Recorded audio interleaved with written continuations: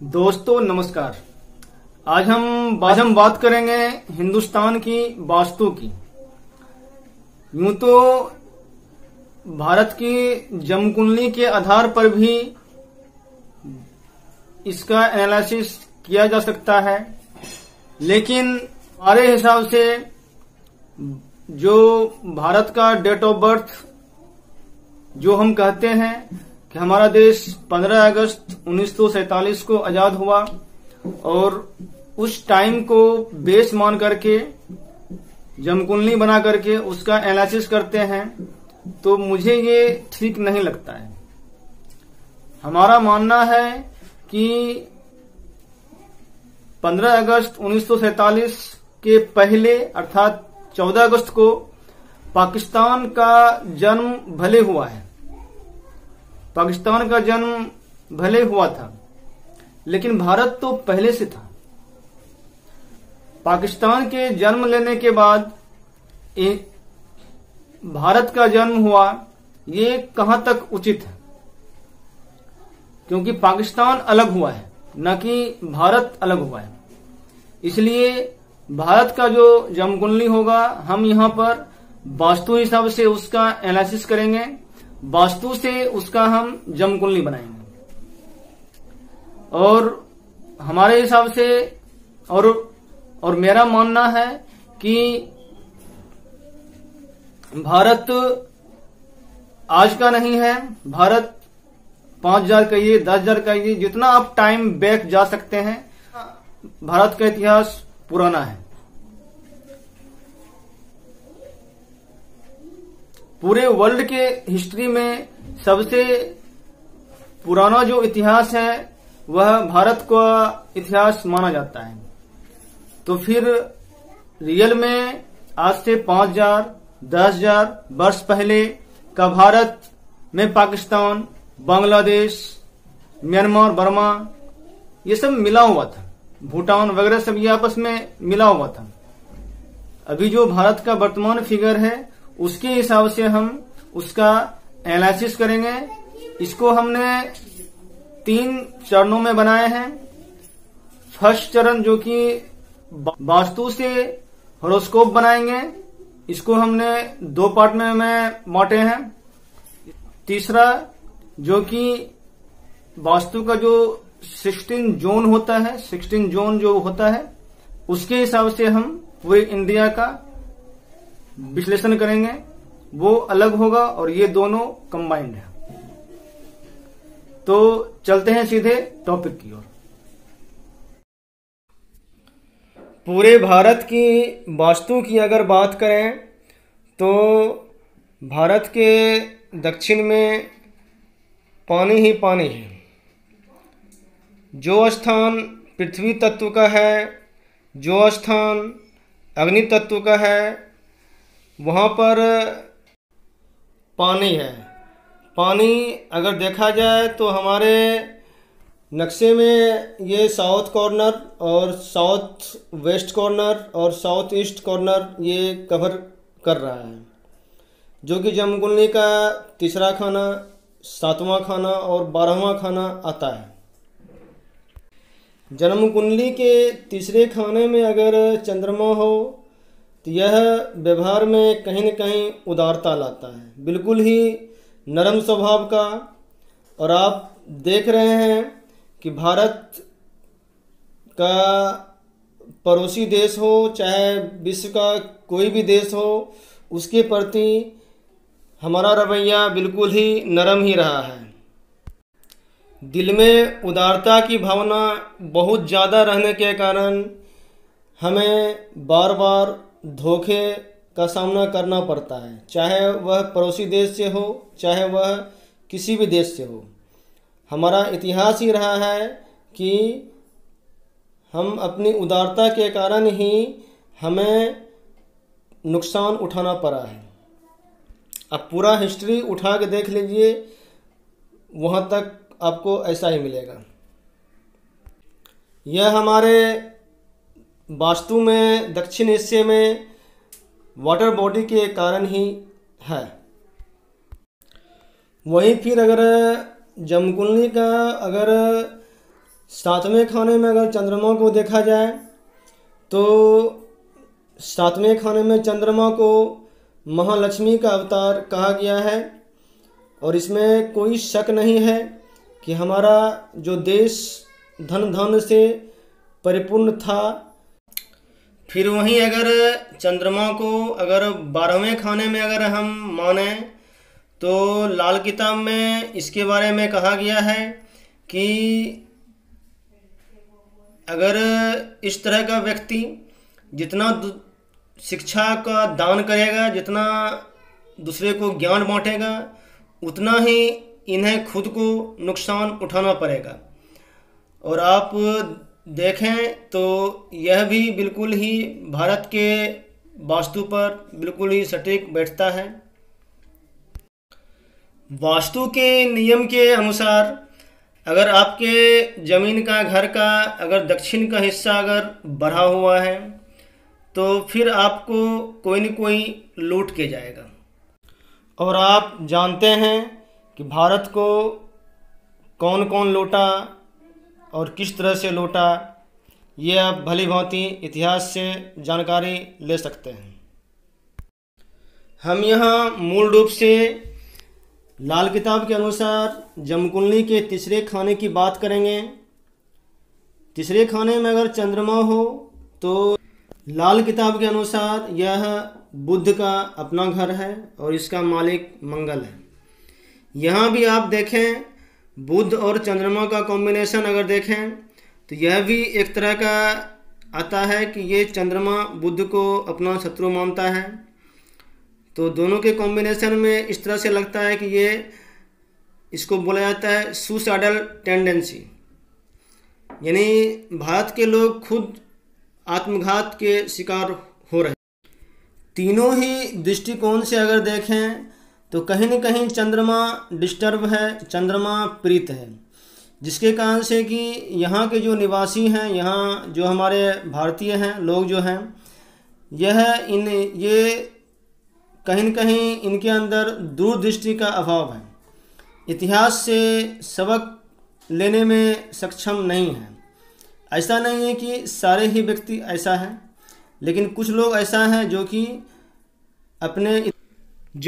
अपने ही कब्र खोदने में लगे हुए हैं।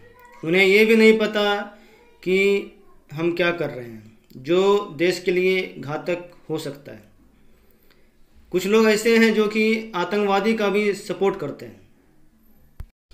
वास्तु के नियम के हिसाब से अगर साउथ वेस्ट कॉर्नर अगर लो हो, नीचा हो, तो हमारे जमकुंडली में कहीं न कहीं राहु का प्रभाव बढ़ जाता है, अर्थात राहु नीच पोजीशन में होगा।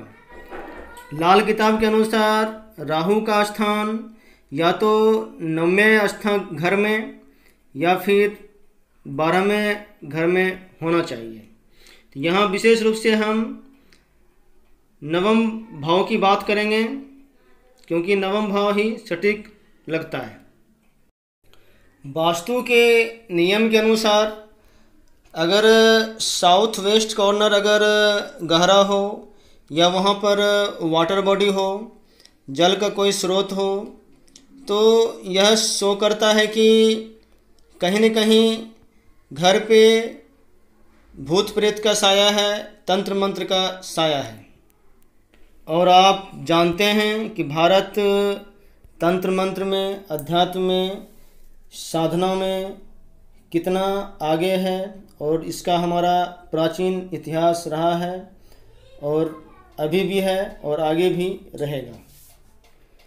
तो यह नवम भाव का राहु का कमाल है कि नवम भाव में अगर राहु रहता है तो इसका एक प्लस पॉइंट ये है, लाल किताब में इसे पागलों का सरताज हकीम अर्थात पागलों का डॉक्टर कहा गया है।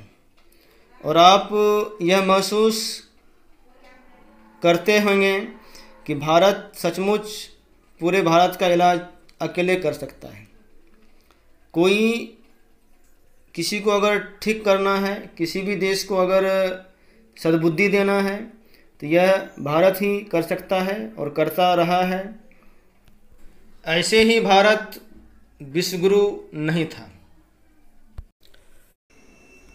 नवम भाव में राहु व्यक्ति को नास्तिक भी बनाता है, क्योंकि नवम भाव बृहस्पति का पक्का घर है और यहाँ पर राहु विराजमान है।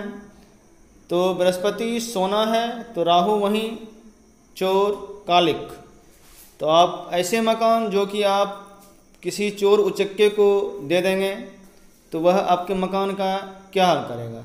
आपका सोने का मकान है उसको भी वो स्याह कालिक पोत के रख देगा। तो यहाँ पर ये जो खास करके धार्मिक आस्था है उसको बहुत ही कम रहता है। तो आप देखते हैं हमारे देश में बहुत से ऐसे लोग हैं जो कि अपने ही धर्म संस्कृति का मजाक उड़ाने में परहेज नहीं करते, बहुत ज़्यादा दिल खोल के मजाक उड़ाते हैं। सेकुलर का भूत इस कदर दिमाग पे हावी है कि अपने धर्म के प्रति कुछ भी आस्था नहीं है, और आस्था हो या ना हो ये बड़ी बात नहीं है, लेकिन खुद के धर्म को गाली देना ये तो कम से कम सही नहीं है।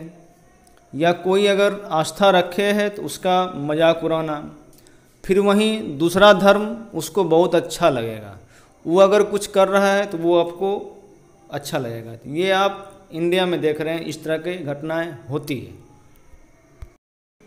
यह भी एक कारण है जिससे कि हमारे देश से प्रतिभा पलायन होता है। हमारे देश में जो साइंटिस्ट हैं, वैज्ञानिक हैं, डॉक्टर हैं, रिसर्च स्कॉलर हैं, उनको मान सम्मान नहीं मिलता है, या उसका क्रेडिट कोई और लेके चला जाता है, क्योंकि यहाँ से प्रतिभा दूसरे देश जाएगा तो ऑटोमेटिक हमारे देश का ही नुकसान होगा और विदेश का वाहवाही होगा। नवम स्थान में अगर राहु है तो इसका एक और भी प्लस पॉइंट है कि ऐसे व्यक्ति किसी भी काम को अधूरा नहीं छोड़ते हैं।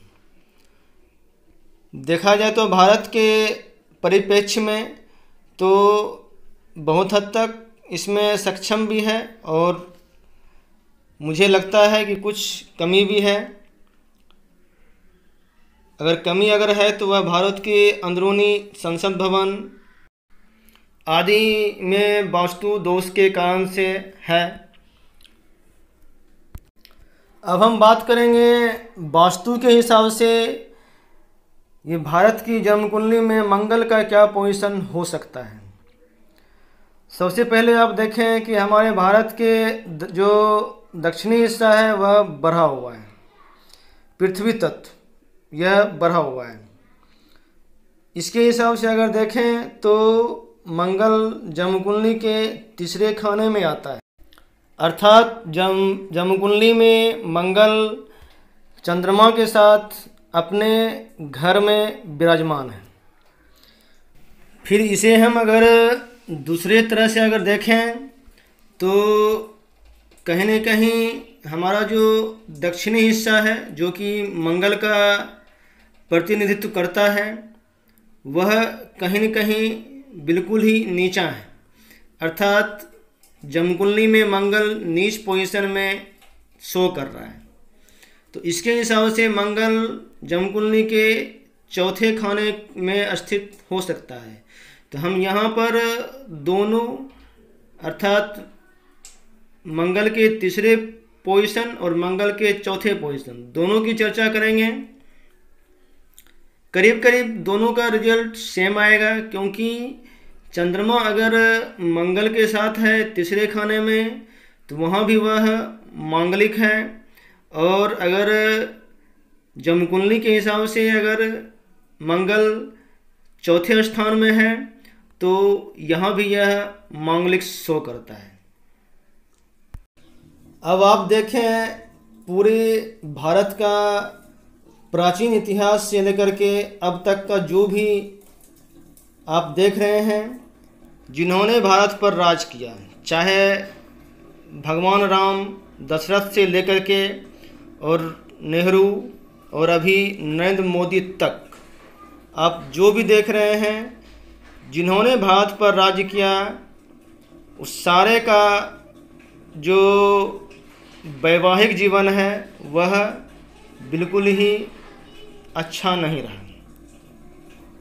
चौथे स्थान का मंगल यूँ तो वैवाहिक जीवन के लिए, पारिवारिक जीवन के लिए अच्छा नहीं माना जाता है, लेकिन वहीं फिर यह काम धंधे के लिए बहुत ही अच्छा है, क्योंकि चौथे भाव का जो मंगल है वह दशम भाव पर पूर्ण दृष्टि इनका जाता है, जिसके कारण से कि और वह भी उच्च दृष्टि से, तो इसमें कोई संदेह नहीं कि भारत पर जिन्होंने भी शासन किया, जिन्होंने भी राज किया, वह प्रजा की भलाई के लिए बहुत ही अच्छे अच्छे काम किए, इसमें कोई भी संदेह नहीं है। चाहे वहीं फिर अगर मंगल को अगर तीसरे खाने में रख के देखा जाए तो मंगल को तीसरे खाने में कैदी शेर कहा गया है। अर्थात शेर तो है, उनके अंदर क्षमता बहुत है, लेकिन जो उनके अंदर क्षमता है वह निकल के आ नहीं पा रहा है। यानी शेर को खुद पता नहीं है कि उसके अंदर कितना ताकत है, कितनी क्षमताएं हैं, कितनी ऊर्जा विद्यमान है। शायद इसी की चर्चा 2014 में जब हमारे नरेंद्र मोदी जब प्रधानमंत्री जब बने थे, तो अपने पहले मन की बात में उन्होंने इसका जिक्र किया था। एक बाघ बाघिन के कहानी के माध्यम से, जो कि अभी भी YouTube पर मौजूद है, आप देख सकते हैं, प्रधानमंत्री के फर्स्ट मन की बात। तीसरे भाव का मंगल व्यवहार में दब्बूपन लाता है, और शायद हम लोगों को भी इस तरह की आदत लग सी गई है। हम लोग भी अपने इतिहास को भूल चुके हैं कि हमारे जो इतिहास है, गौरवशाली जो इतिहास है, कितना बहादुरी से भरा पड़ा है। लेकिन हम लोगों को ये सिखाया गया कि औरंगजेब, अलाउद्दीन खिलजी, ये बाबर, ये सब जो आक्रमणकारी हैं, जिन्होंने आकर के भारत में तोड़ फोड़ किया, अत्याचार किया, लूटा, उसे महान बना करके जो भारत के जो मूल जो व्यक्ति हैं, जो भारतीय हैं, उनको उनके व्यवहार में आत्महीनता, कुंठा ये भर दिया गया कि आप पे हर कोई शासन कर सकता है और आप कुछ नहीं कर सकते हैं। लेकिन सच ये नहीं है। जितनी ताकत हमारे अंदर थी, दुनिया के किसी भी व्यक्ति के अंदर उतनी ताकत नहीं थी। यही सच है। ज़रूरत इस बात की है कि हमें खुद को पहचानना है और अपने आप को फिर जगाना है, ताकि हम फिर से खुद को स्थापित कर सकें पूरे विश्व के मानस पटल पर। अब अगर जन्म कुंडली में राहु अगर नीच पोजीशन में है, तो कहीं न कहीं केतु भी नीच होगा और उनका स्थान ऑटोमेटिक तीसरे खाने में